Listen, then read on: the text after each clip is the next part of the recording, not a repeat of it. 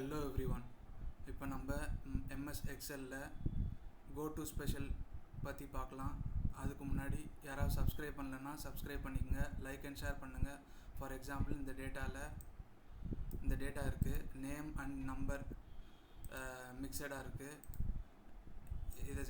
இந்த டேட்டாவை செலக்ட் பண்ணிவிட்டு Ctrl+G Alt+S கொடுத்தோன்னா go to special dialog box வரும்.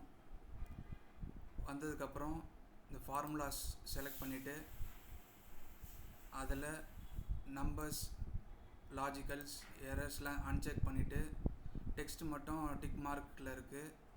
இப்போ ஓகே கொடுத்தோம்னா அது செலக்ட் ஆகிடும்.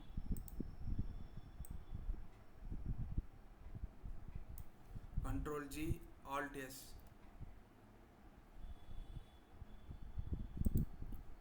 இதில் கான்ஸ்டன்ட் செலக்ட் பண்ணிவிட்டு டெக்ஸ்ட்டு, லாஜிக்கல்ஸ், எரர்ஸ் அதெல்லாம் டிக் மார்க் எடுத்து விட்டுட்டு இப்போ ஓகே கொடுத்தோம்னா செலக்ட் ஆகிடுச்சு. Ctrl+C கொடுத்து காப்பி பண்ணிவிட்டு நம்பரில் Ctrl+V கொடுத்து பேஸ்ட் பண்ணிடலாம்.